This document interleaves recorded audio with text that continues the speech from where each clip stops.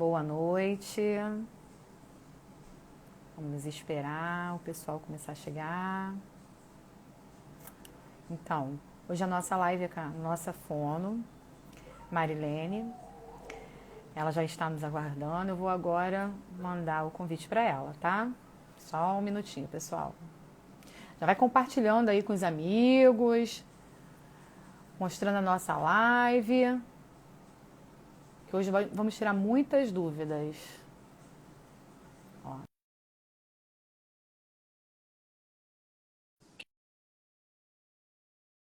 Daqui a pouco ela está entrando, a gente vai falar um pouquinho de disfagia.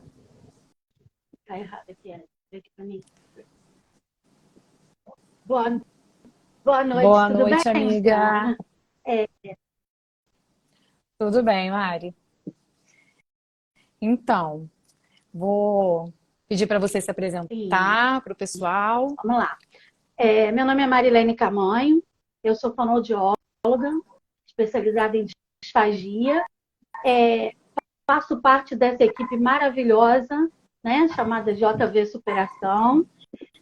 Trabalho com o João Vitor há bastante tempo e aceitei esse convite com o objetivo de poder estar vindo aqui contribuir um pouco, agregar um pouco de conhecimento para essas famílias que hoje em dia vivem essa realidade, né? A gente sabe o quão é complicado, às vezes, a gente iniciar nesse universo de home care, né? Eu costumo dizer Verdade. que o perfil do profissional de home care, ele tem que ser um perfil diferenciado. Tem que ser um perfil voltado para as questões que aquela família está vivendo. Porque quando nós estamos dentro de um consultório, de um ambiente, de um ambulatório, eu tenho o meu paciente com uma ou mais patologias fonoaudiológicas dentro de um espaço terapêutico. No atendimento domiciliar, eu tenho o meu paciente com uma ou mais patologias fonoaudiológicas dentro de um âmbito familiar, com uma família fragilizada, vivenciando uma experiência nova, que na grande maioria das vezes foi dormir com uma realidade e acordou com outra. Então eu digo que ao adentrar nessa residência, né, o que a gente precisa também fazendo é a leitura dessa família, a leitura desse universo, porque cada família é um universo. E na medida do possível, a gente poder conseguir, né, claro, e aí eu digo, na medida do possível, organizar essas nossas condutas dentro dessa realidade, para poder estar favorecendo esse início e criando aí uma empatia com essa família. E parcerias, que é o que a gente mais vai precisar, é de parcerias. E aí eu peço para Com você, certeza. Luciana, passar para a gente, né, um pouquinho do como foi esse início de home care para você. Bom, na época que o João Vitor sofreu o acidente, eu não tinha muitas chances de trazer o João Vitor para casa, né? A nossa realidade naquele momento era 1% de chance. Enfim, o médico no primeiro momento achou que tinha perdido, enfim, né? Então, quando eu ouvi a palavra home care, eu fui pesquisar, porque era um mundo muito novo para mim, eu não sabia nada. E eu fui descobrindo, né, como seria, quais os profissionais eu teria que ter, o ambiente que eu teria que montar para o meu paciente, tudo. Assim, a única dificuldade que eu tinha no primeiro momento era o João no hospital. Sair em home care, para mim, era uma vitória. Então, desde quando eu entendi o que era um home care e a necessidade do meu filho, então, assim, eu aceitei. Eu tive dificuldades? Tive. Dificuldades iniciais, eu não tinha experiência nenhuma com isso. Mas em relação à equipe, muito pouco, assim. Entendeu? Sinceramente, eu sempre recebi a minha equipe, você sabe. Eu recebo os profissionais. Né? Então, assim, em momento nenhum eu me sinto invadida. Em momento nenhum eu não quero estar com os profissionais, pelo contrário, eu gosto de estar, eu gosto de participar. Eu sou a 10ª pessoa Na dessa realidade, equipe. você os tem como parceiros, né? Então, assim, Você os tem como... exatamente. Então, assim, claro que são 10 pessoas diferentes, cada um com pensamento, né? E às vezes tem divergências? Tem. A gente senta e conversa. Vamos entender, vamos estudar qual é a melhor conduta para o João, entendeu? Então, assim, a situação Sim, para sim. mim é leve. Eu não me sinto invadida. Eu, pelo contrário, eu tenho muita gratidão, muita gratidão. Porque, assim, normalmente os meus profissionais, eles saem da casa deles, deixam às vezes filho doente, marido doente, têm as preocupações e estão aqui Sim. cuidando do meu filho. Entendeu? Então, assim, eu tenho muita gratidão pela minha equipe, por essa parceria que a gente tem. Eu falo que é minha equipe, né, gente? Sou egoísta. Mas, assim, para mim, entrou na minha vida e para a vida da minha família, entendeu? É o que, assim, a família inteira, né? Nós conversamos muito no início como é ter um home care dentro de casa, né? Eu tenho um filho de 15 anos que na época estava com 11. Então, assim, conversei muito com ele, muito com meu marido.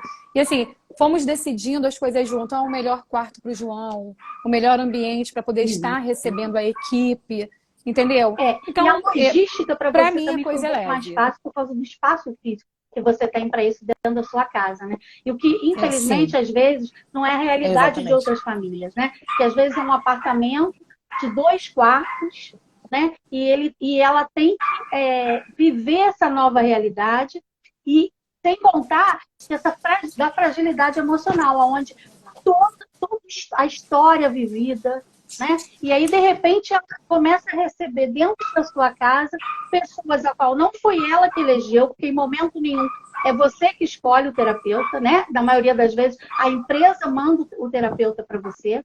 E aí você recebe esse terapeuta. E aí, Sim. o nosso papel é cativar essa família. Né? É criar essa empatia. E aí é quando eu digo que, quando a gente faz essa leitura desse universo, a gente consegue já aí começar a estabelecer laços que serão importantíssimos para essa nossa vivência com esse paciente e para ganho com esse paciente. Né? Porque, é como eu digo, o trabalho de home care, ele é um trabalho de parceria. É parceria com o teu paciente, ele tem que acreditar em você e gostar de estar te ouvindo ali. É parceria com a família, que precisa acreditar na sua proposta para poder seguir tudo que for orientado. É parceria com os técnicos ou cuidadores, porque eles vão ser capazes de dar continuidade àquilo que você fez e até sinalizar para você, olha, ele hoje ficou bem, e é um costume, né? E eu estou falando isso, e você vai confirmar comigo. Eu tenho o hábito de chegar, e aí, como ficou o João? João teve disparos de deglutição? João engasgou? João teve celorreia? Né? Eu sempre chego questionando isso. Então, Pois é. essa parceria, ela é muito benéfica dentro desse processo. Sem contar a equipe multidisciplinar, né? Que também precisa estar muito alinhada, todos vivenciando a experiência e o resultado daquele nosso paciente. Porque, às vezes, no meio do caminho, a gente é obrigada a mudar a nossa rota. Porque se o paciente está apresentando Com alterações certeza. dentro da fisioterapia como conduta minha, eu sou obrigada a parar e rever a minha conduta. Né? E, às vezes, esse atendimento, essa intervenção, ela não é só multidisciplinar, ela é interdisciplinar. Porque no mesmo momento em que eu estou tentando alimentar o meu paciente, a fisioterapeuta já está me orientando de qual é a melhor postura para esse paciente estar. Né? Então, essa integração, ela faz parte do perfil do profissional de home care. Isso eu posso falar com uma certa propriedade, porque eu já vivo dentro desse universo há mais de 15 anos, né? E eu posso garantir para as famílias que estão iniciando agora, se esse início está sendo conflituoso, está sendo muito complicado, para terem um pouco de paciência, porque grandes parcerias são feitas aí, muito bem ditas pelo seu relato, né? E pode falar. Não, pode falar. Não, pode falar. Não, então, o que eu tento aqui, né, e você sabe, porque você está comigo há 3 anos e meio, né? O tempo que o João Vitor está em casa, você está em casa. Eu tento não ter rotatividade, né? Então, assim, eu não tenho rotatividade técnica. Você está comigo desde o início, eu tenho a técnica que está comigo desde o dia que o João Vitor chegou na casa, né? Então, assim, eu tento manter aquela equipe. Quando acontece alguma coisa, eu sempre sempre sento com um profissional e converso, tenho essa troca para poder entender o que está ocorrendo, o que aconteceu, entendeu? Eu tento manter assim, a nossa turma muito unida, né? Na verdade, o João, como um paciente neurológico, ele tem dificuldade com outras pessoas, né? Ele tem essa Ele já dificuldade, estabeleceu ele interage comunicação com já essa com o pessoal equipe, da equipe. né? E uma outra, Exatamente. uma Então, assim, rotatividade. E isso, Luciana, eu vejo assim, que numa cidade menor, né? Porque eu também já fiz esse trabalho no Rio, que é uma cidade maior, a gente consegue um resultado melhor, porque não tem essa rotatividade de profissionais, entendeu? O vínculo acaba sendo maior. Que, de uma certa forma, também é uma das... assim, nós, enquanto profissionais, temos que estar sempre vigilantes à nossa ética, porque o vínculo, ele é inevitável, né? A gente passa 5 dias da semana na casa desse paciente. Né? Tem atendimentos que são diários, 7 dias na semana na casa desse paciente. Não existe essa não formação de vínculo. Mas nós, enquanto profissionais de home care, temos que estar vigilantes à ética. Primeiro, sempre lembrar de que forma nós entramos nessa casa, como profissionais. Segundo, podemos e vamos chorar muitas vezes com a família, porém nunca nos desesperarmos. A gente pode chorar junto, mas não se desesperar. E terceiro, o paciente, ele está sendo assistido por nós, porém ele é da família. Então, eu acho que alinhando né, todos esses tópicos, eu acho que a gente consegue um bom relacionamento e a família passa a ter a equipe como suporte, né? E também não se sente sozinha nessa jornada. Acho que quando a gente, acho não, né? Quando a gente tem um paciente, como foi o meu caso, né? Era uma casa, minha casa sempre foi movimentada, então assim a minha dificuldade não foi grande de estar recebendo um home care, né? Isso para mim assim é uma rotina, uma família com 5 filhos no total, então assim, né? De todas as idades. Sim, sempre tive casa cheia, filhos dos amigos, os amigos dos filhos, né? Os nossos amigos, então não foi tão difícil. Sempre busquei manter o foco, né? E sempre converso muito com toda a equipe que existe um motivo, né? De estarmos todos juntos. E que o motivo é o João, né? Eu não teria conhecido a Marilene, eu acho, a Ana Paula, a Cida, a Joana, tantas pessoas que estão na minha equipe hoje, Dailane, Isis, enfim, né? E eu conheci pelo quadro do meu filho. E assim, virou uma família. Virou uma família. Eu tenho prazer hoje de estar com vocês, assim como eu vejo que vocês vêm atender o João Vitor com muito prazer. Tem toda a dedicação. Quando o João Vitor, hoje mesmo, você me passou um zap querendo saber como ele estava, porque ele desestabilizou. Então, assim, existe um laço muito forte, né? Existe um laço muito forte. Eu falo para quem me pergunta, eu sou só gratidão, entendeu? Naquele momento, eu vi assim, a única maneira que eu tenho para levar meu filho para casa é um home care. E hoje eu entendo que é isso que está deixando o João Vitor até hoje estável, bem dentro de casa, entendeu? É todo esse suporte que eu tenho. Porque sem esse suporte... Assim, pela minha vivência, no final, acaba que a grande maioria das famílias acabam chegando a essa conclusão, entendeu? E a gente cria realmente relações assim muito gratificantes, né? Quando a gente vê, enquanto profissional, a família valorizar o nosso trabalho. Isso também é muito gratificante. Agora, eu queria falar um pouquinho para vocês sobre qual o papel da fonoaudiologia dentro da home care, né? A gente, dentro da fono, a gente tem a preocupação com o nosso paciente de estabelecer a comunicação, a linguagem, né? paciente de home care, ele precisa desenvolver linguagem. E quando eu falo em linguagem, essa linguagem pode ser fala, ela pode ser escrita, ela pode ser gestual, ela pode ser no olhar, ela pode ser numa piscada de olhos, como é o caso do João Vitor, né? Ela pode ser Do João. numa prancha, né? No caso da comunicação alternativa aumentativa. Então, quer dizer, existem N formas da gente se comunicar com o nosso paciente. E o paciente nos busca, porque ele também cria esse vínculo. E a outra patologia que a gente encontra muito dentro de home care é a disfagia, né? Que muita gente não conhece ainda e não entende. Várias vezes eu já ouvi familiares me dizendo assim, mas ele não fala, precisa fazer fono? Sim, precisa fazer fono, né? Porque, mas ele tem sonda, ele não se alimenta por via oral.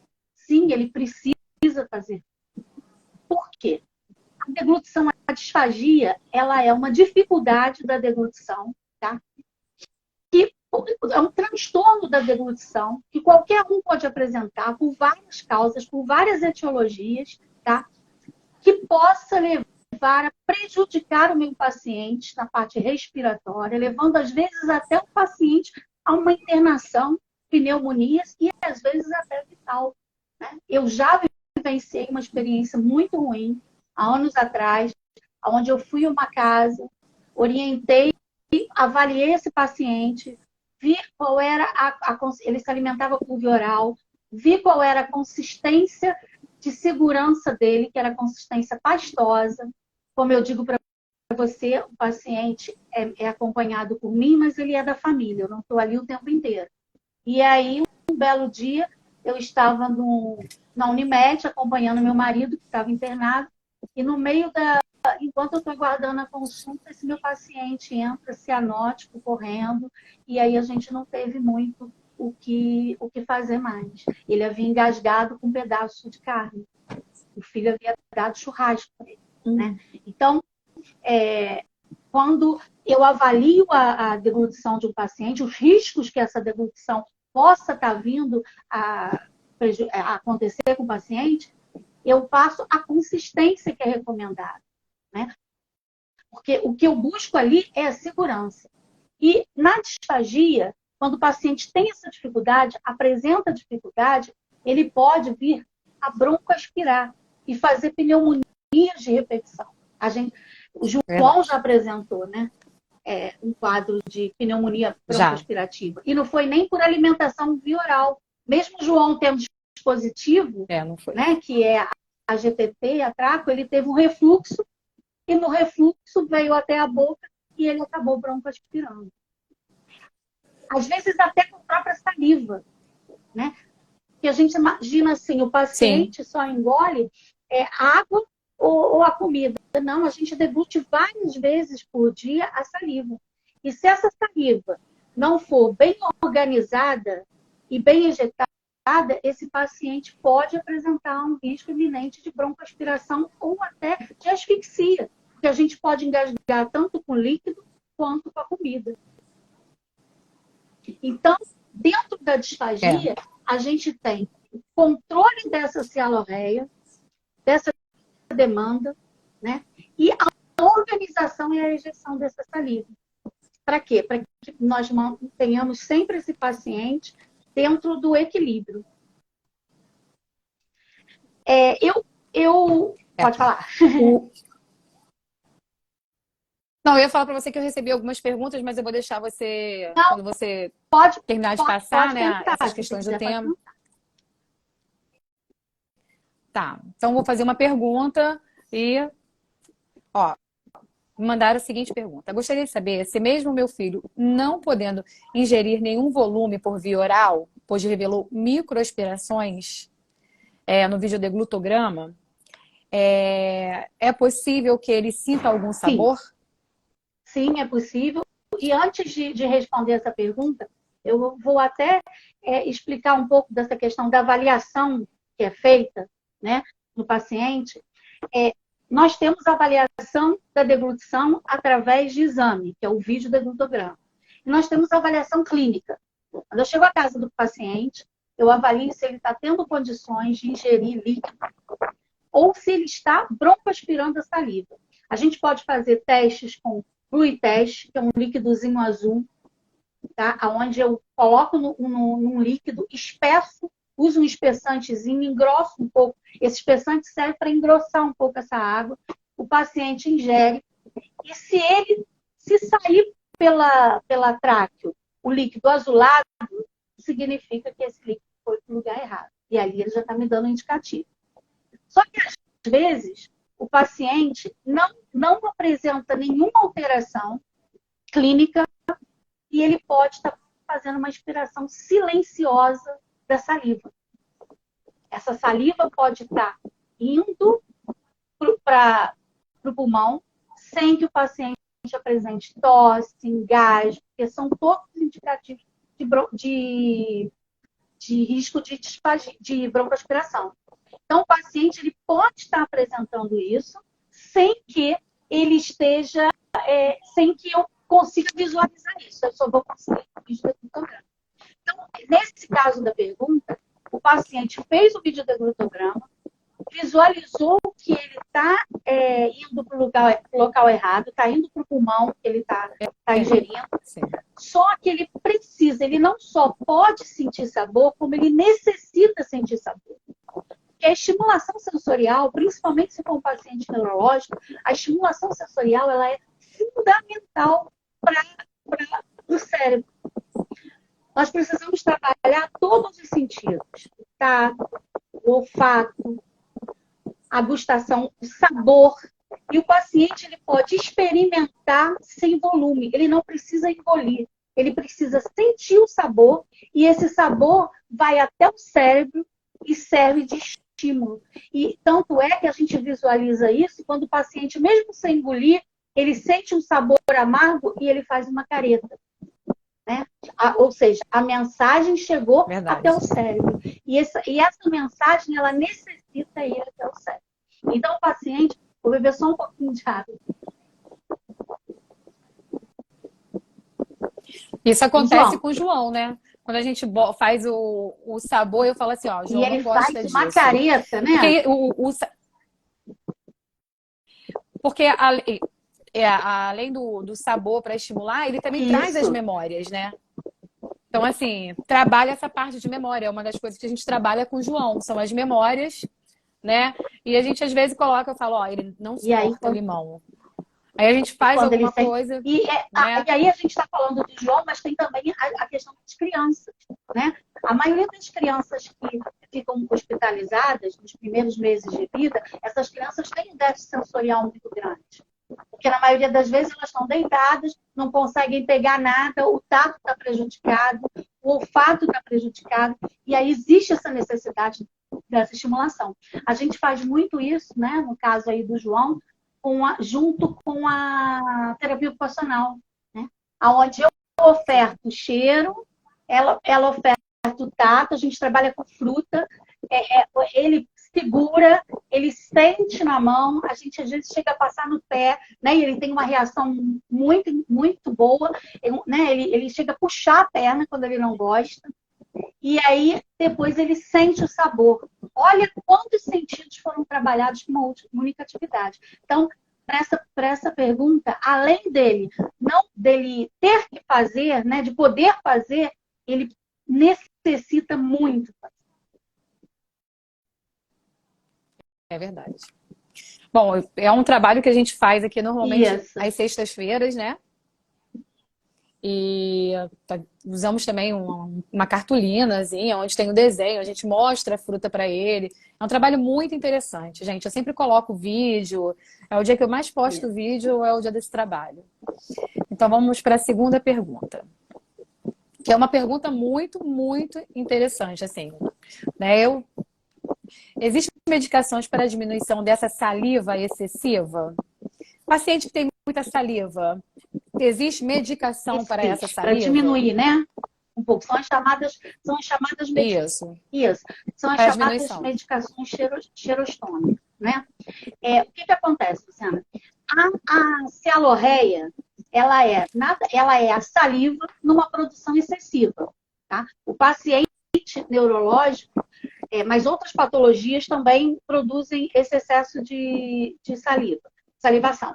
Ela, quando ela está em grande quantidade, quando ela é produzida em grande quantidade, e o paciente começa a expulsar essa saliva de forma não autônoma, ou seja, não é ele que cospe, a saliva começa a sair da boca, ela deixa de ser saliva e passa a ser celorreia, é a baba, né? E o risco de broncoaspiração dessa baba, ela é muito grande, porque o paciente não consegue organizar e deglutir, ele não dá conta dessa demanda toda, quando a produção é muito grande. Então, a gente recorre a medicações xerostômicas, que não é a fono que passa, porque eu não posso passar nem mel, eu não posso prescrever nem mel, é um médico que passa, ele que vai adequar o melhor. Geralmente se usa o Buscopan, atropina, né? A gente tem escopolamina, inclusive aquele adesivo de escopolamina que é utilizado, na realidade aquele adesivo, ele é para enjoo, né? O efeito colateral dele é que é diminuir a celorreia.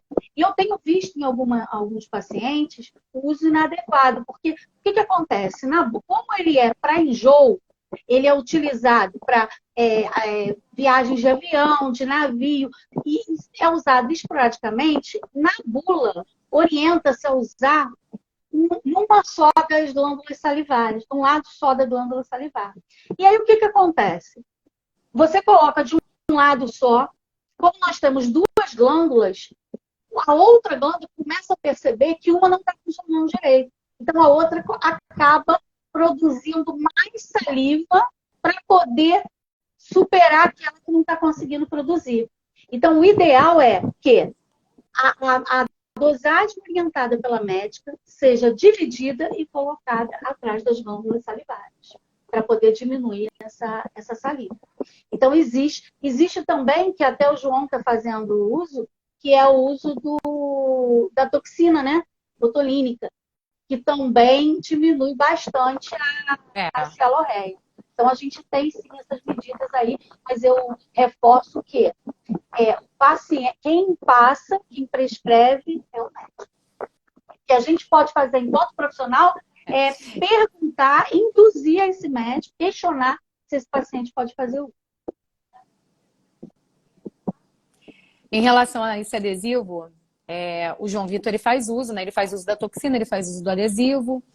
E às vezes ele necessita fazer uso até da atropina, né? Infelizmente, às vezes ele produz um pouco mais de cialorreia.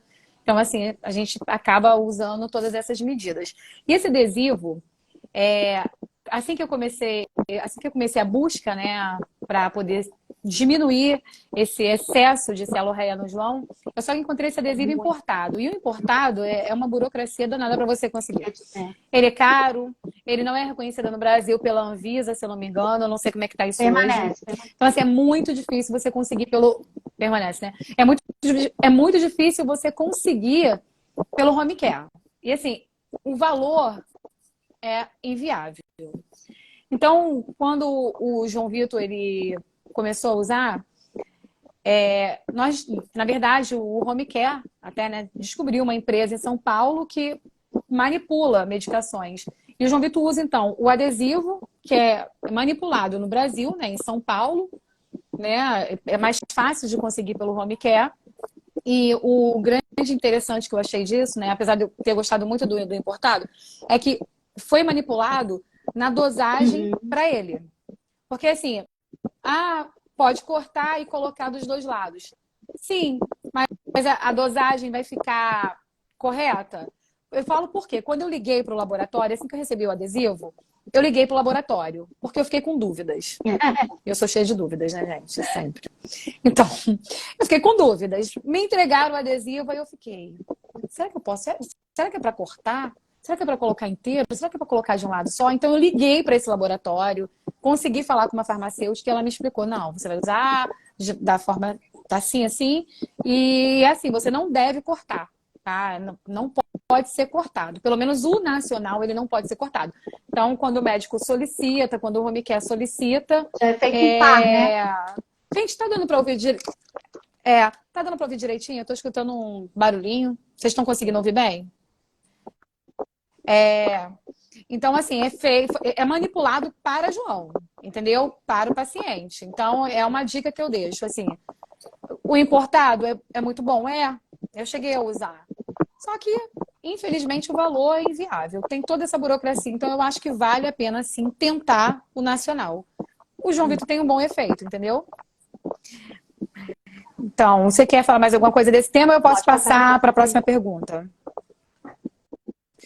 Olha, é uma pergunta que você já acabou até, acho que, passando, mas qual a diferença entre saliva Sim. e cialorreia?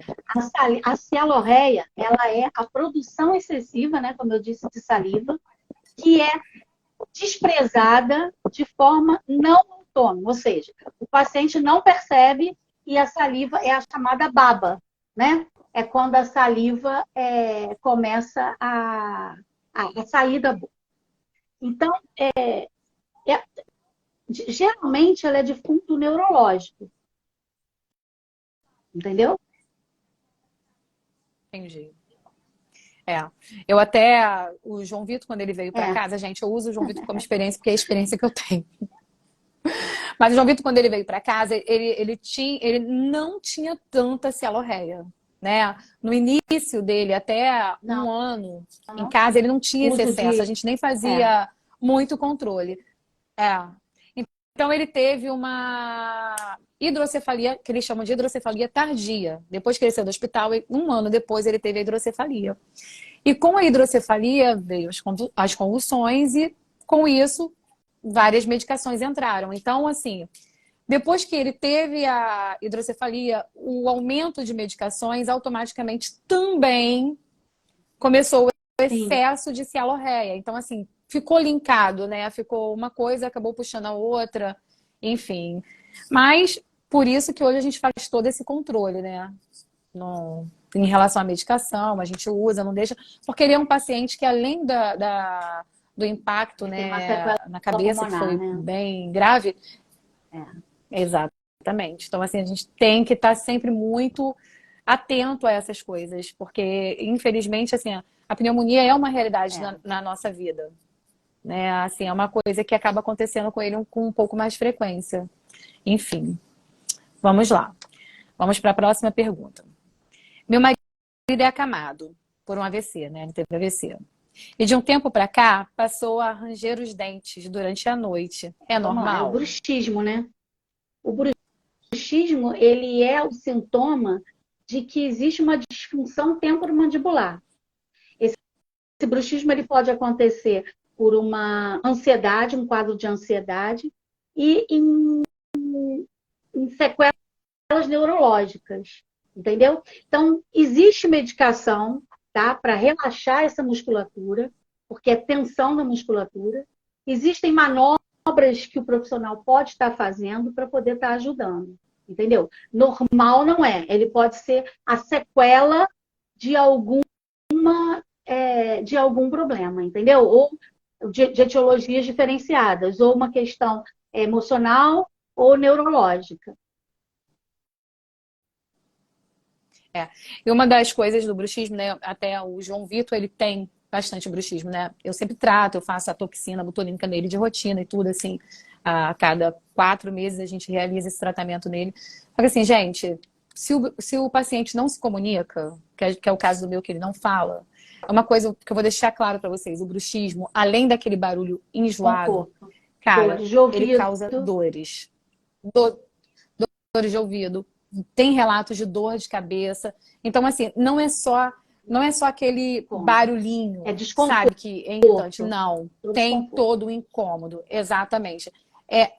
É algo que tem que ser tratado, tem que ser cuidado, gente, porque dói. Entendeu? Você imagina, o paciente, ele não tem controle sobre aquilo, ele não consegue falar com você o que está sentindo, mas assim, dói. Né? Então, tem que ser cuidado, tem que buscar os meios, tem que fazer a aplicação. Eu, sinceramente, não sei se existe outro tratamento para o bruxismo.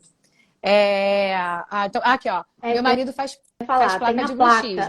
Aqui, tem a placa, eu ia falar isso agora. A placa alivia bastante também, né? Porque o marido dela, gente, ele faz placa. né? É bom. Para fazer a avaliação, vou deixar o contato lá, quem quiser, ó, já sabe. Dói, então tem que cuidar. Ah, Fratura também dos dentes, né? é exatamente. Aí tô vendo ali, tô olhando ali, tô dando. Travou? Gente, eu não enxergo. Travou. Seu... Travou o seu, amiga? Oi? Travou? Ah, acho que foi o seu, mas já voltou. Já. Aí botaram, eu tenho DTM e uso placa para dormir. É, Disfunção temporomandibular. eu já ia E a perguntar. placa é, e a placa alivia, entendeu? Ah, Porque então. não permite o contato e o ranger, né? É. Bom, então a gente já sabe que tem tratamento, tá, gente? Tem a toxina, tem essa placa. Então, assim, se o paciente está necessitando, principalmente se ele não consegue se comunicar, vamos buscar, porque dói, incomoda, é complicado mesmo. Fora o desgaste dos dentes, né? Sim, até Ah, fratura. A aí fisioterapia também pode a estar fisioterapia ajudando. também pode ajudar. É, É? Ah, é sim. ok. É? Eu não sabia, gente. É o que foi o que eu falei no início, né, da live. Antes de soltar a primeira live. Gente, isso aqui é uma troca de aprendizados, de informação. Eu tenho muitas dúvidas. Então, assim, adoro pegar as dicas. Eu já vou anotar aqui e já vou conversar com a minha equipe, gente. Olha só. Ele deixa essa equipe louca. Coitados. Bom, vamos lá. Tem mais uma aqui. Ah, essa é boa também.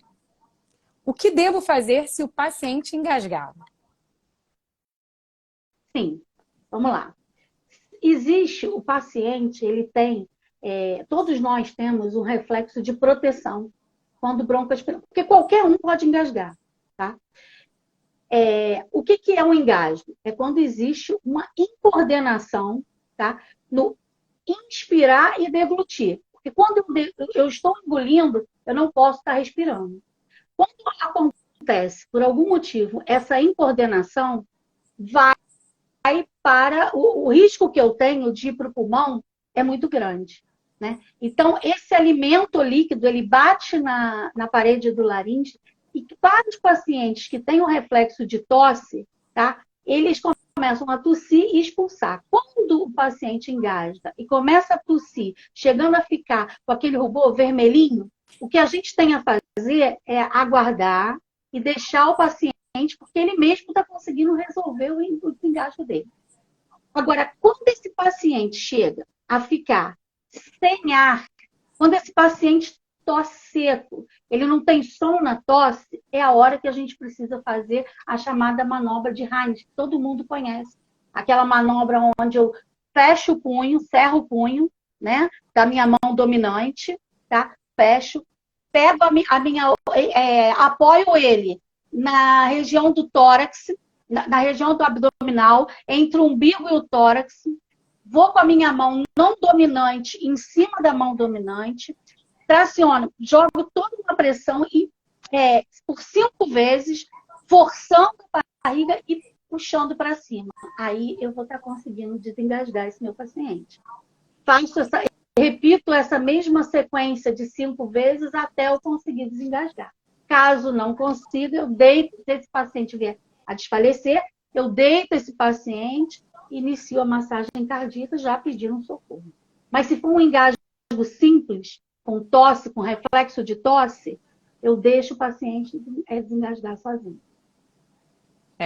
No caso do João, ele tem a tráqueo, né? Então, assim, quando o João, ele engasga e às vezes acontece, né? Antes era uma rotina até, o João engasgava demais. Hoje, graças a Deus, está muito controlado isso. Hoje acontece raramente. Aliás, nós vivemos né? vários momentos com o João, né, Lu? Primeiro dele não engasgar. Pois né? Primeiro dele não engasgar. Depois ele passou a engasgar muito. Né? Quando e veio o agora excesso com a hidrocefalia, né? Exatamente.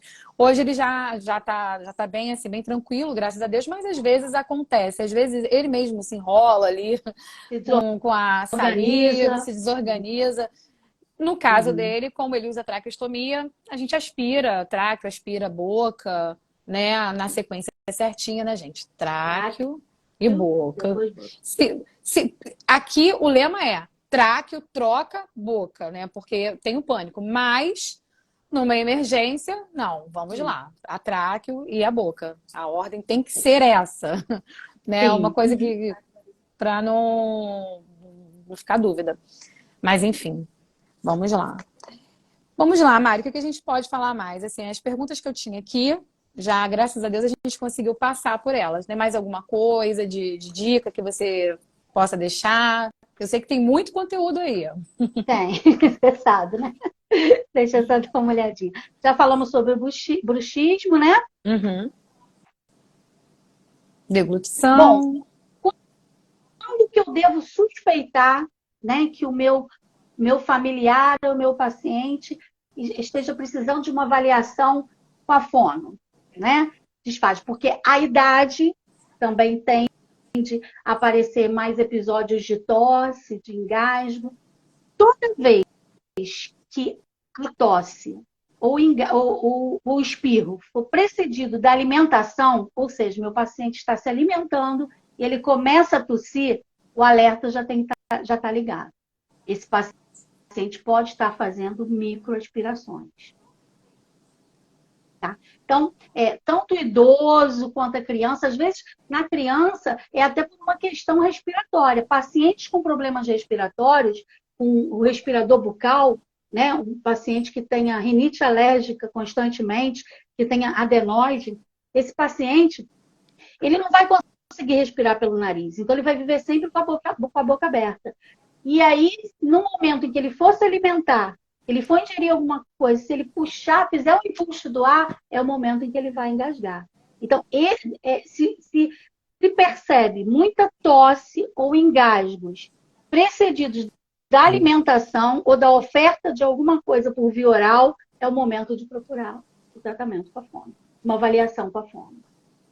Entendi. Tá? Bom, gente. Eu espero ter conseguido, né, ajudar de alguma forma, contribuir, agregar informações. Vou deixar meu Instagram aberto para quem quiser entrar em contato comigo, eu posso estar auxiliando. Né? E se alguém tiver mais alguma pergunta, algum questionamento, é só falar. Ah, tô vendo só elogios aqui, ó. Essa fono é top demais. A Obrigada. Liberto adora. Não, então, gente, a live ela vai ficar salva, tá? É como eu tenho feito, eu tô deixando a live salva. E se vocês tiverem dúvida, vocês podem procurar a Marilene, vou deixar lá marcadinho com a arroba dela. Ah, então botando aqui, ó, é preciso motivar a higienização bucal. Sim, Sim, sempre, né? deixa eu falar. Isso não foi dito, Célia, não foi falado, porque a gente já teve, ela não acompanhou a anterior, né? Aham. A gente vem de uma série de lives e a anterior foi com a dentista, e a gente acabou usando bastante esse tema, né? Mas sim, a higiene é sempre. É porque ela é dentista. Ah, Essa entendi. higiene é sempre, né, É, seguida. na live anterior, né? Foi com a doutora Carla Bittencourt. Assim, a gente falou, inclusive, a gente até respondeu.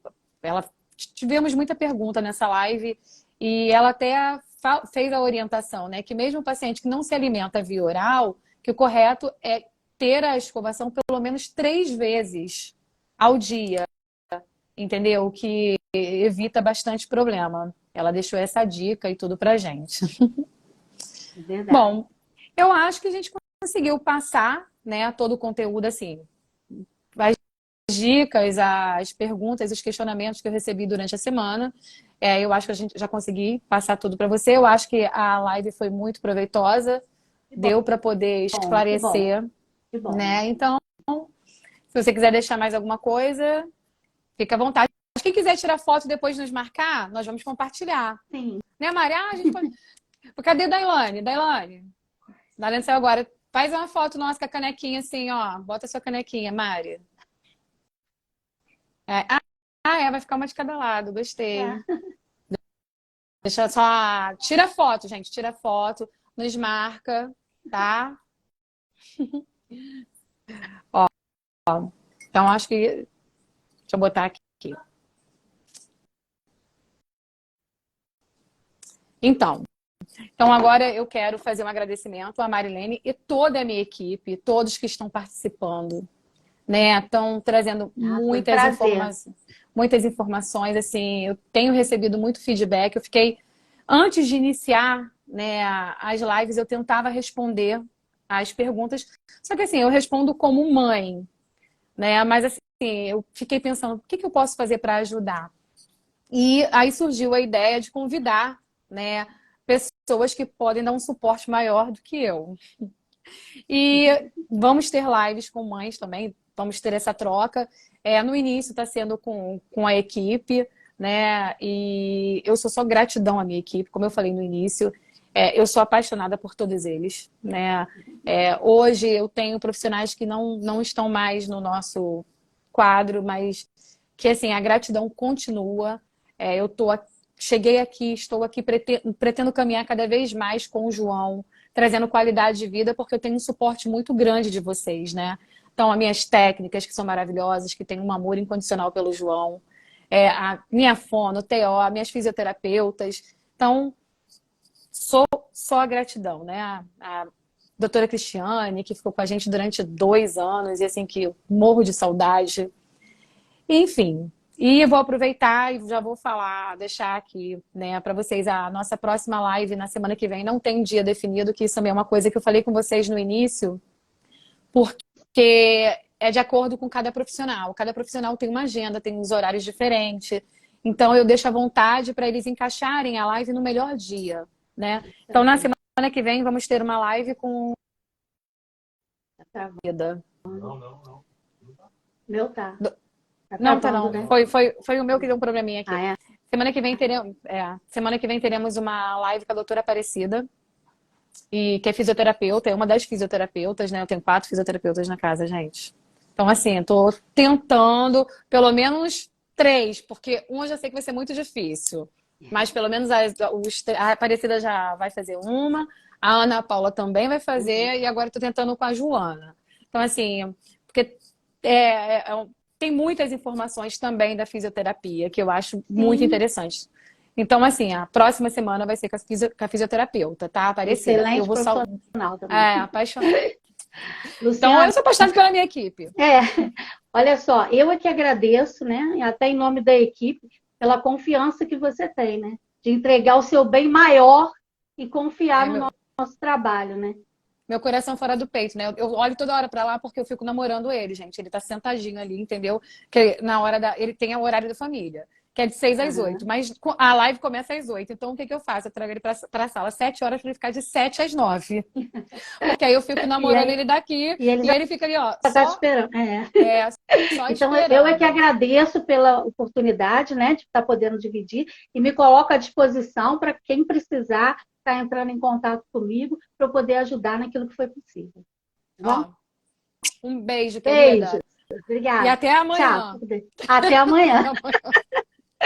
Tchau. Tchau. Tchau.